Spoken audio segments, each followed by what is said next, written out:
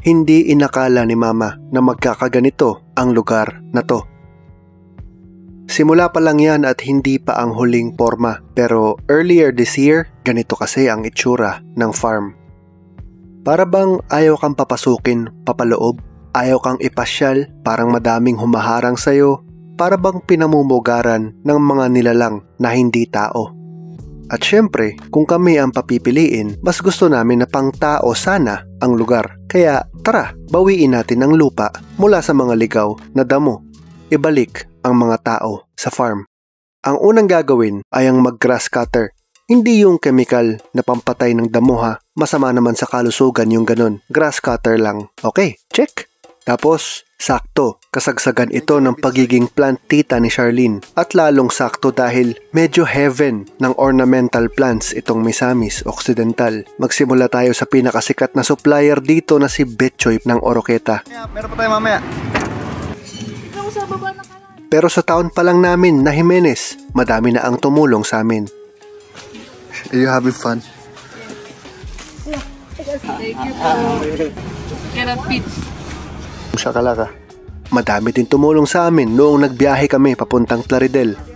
Swerte namin, pamilya ng mga plantita ang mga binisita namin dito. Ang babait nila sa amin. Na-meet pa namin dito ang YouTuber na si Team Aizel. Team Aizel. Oh, pero Dahon for you. ano May knife na. Bonsai. Thank you po. Nabigyan din kami sa Fortunata Natural Farm. Sa Jimenez lang din yan. Isa sa mga paborito kong lugar na madaming beses nyo nang nakita sa page na to. Sarap buhay. Heto ako talagang dumadive sa bamboo na idodonate ng Fortunata Farm. Tingnan mo, mukha akong naglalako ng snake plant sa binondo nito. Wala. Kaya natpit na naman po ang mga lamang lupa sa kotse. Dapat yung pick up ng lolo ang dinala ko, pero sa tuwing may kukunin po kasi kami, hindi ko inaasahan na gubat palagi ang iuuwi.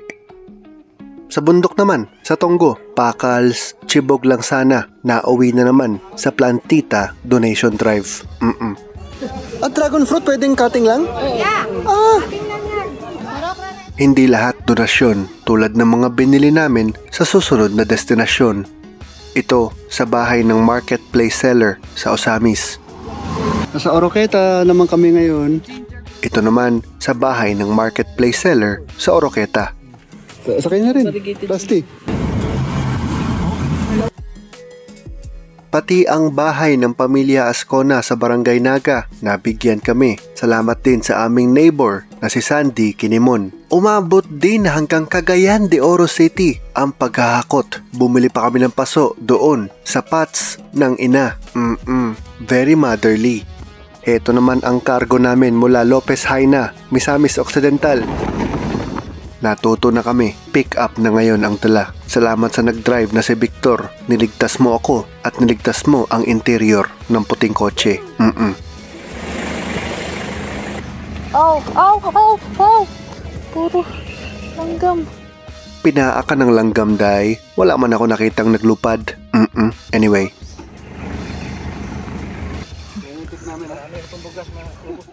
And finally, we are back home. Papagurin na naman namin ang tropa kong wheelbarrow. White bamboo! White bamboo! Ibalik ang mga tao sa farm. At kapag yan ang sinabi ko, ang ibig ko sabihin, tao of all ages. At alam namin kung ano ang magugustuhan ng mga chikiting. Yung swing na nirequest ni Mama sa papa niya, sa lolo, at pinawelding ng lolo kaagad noong year 2000. Alam namin ng taon dahil kaedad ito ng bunso namin. Ayun si Ate Lorna, yung babaeng nakapula. Siya ang may pinakamadaming manual work sa buong renovation na to. Pero huwag kayong mag-alala dito sa pagbubuhat namin ng swing. Magaan lang to kapag apat kaming mga nagbabayanihan, kaming mga kumare ko. Okay game, testing. Okay, good. Pero madami pang lilinisin tulad nitong mga taon-taon nang nakatambak na tumumbang puno. Nagsimula na si Charlene magbaon ng mga nakolektang halaman. Natural na natural. Walang halong fertilizers at pesticides ang mga to. Pwede naman kasi. Regular ang pagga-grass cutter ni Kuya Takoy. Yung lumang tent ng tita, inassemble namin ni Victor. Magiging multifunction tent ito. Ngayon nagkakaroon na siya ng nursery feeling. Ibalik ang mga tao sa farm, kabilang na ang mga plantito, plantita. Bago ko i-reveal ang kinalabasan, kailangan ko ulit ipaunawa na simula pa lang ito. Nakikinita ko na never-ending ang mangyayaring upgrades sa lugar na to. Pero sa ngayon, it's a good start. Unahin natin itong area na hindi na kailangan ng renovation dahil palaging maganda ito, ang entrance, ang garden ni Ama Ing. Si Ate Lorna din ang head chef dito noon. Ang susunod ay gusto ko tawaging Antonio Rosenda Lane, pangalan ng grandparents ko. Dito itinanim ang mga halaman na nakolekta ni Charlene mula sa mga marami na tumulong. Maraming salamat po. Inspired ng Singapore, ng Fox and the Firefly ng Bohol, at ng Nigi-Nigi Nunus ng Boracay. Kung tutuusin, naibuhos namin dito ang mga inspirasyon namin mula sa mga travels.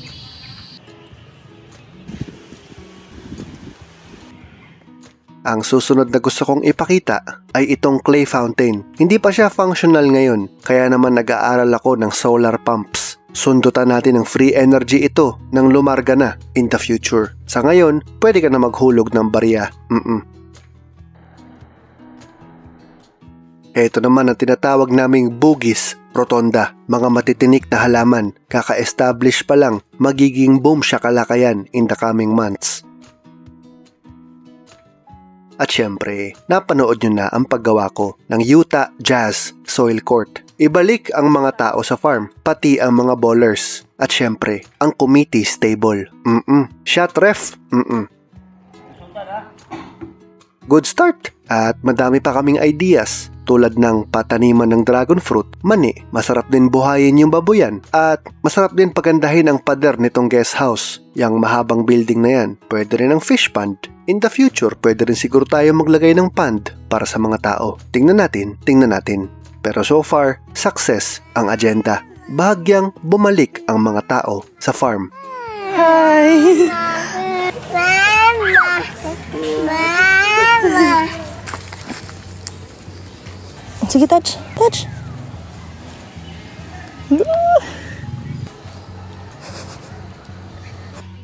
Yan ang apo ni Ate Lorna. Very peaceful na bata. Pero mas peaceful itong mga pamangkin ko sa pinsan. Sobrang mas peaceful.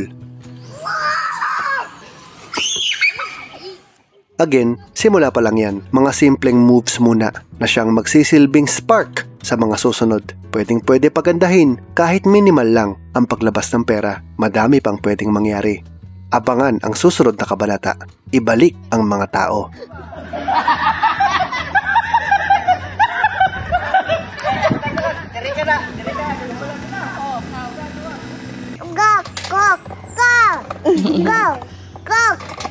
Go! Ay, Diyos ko!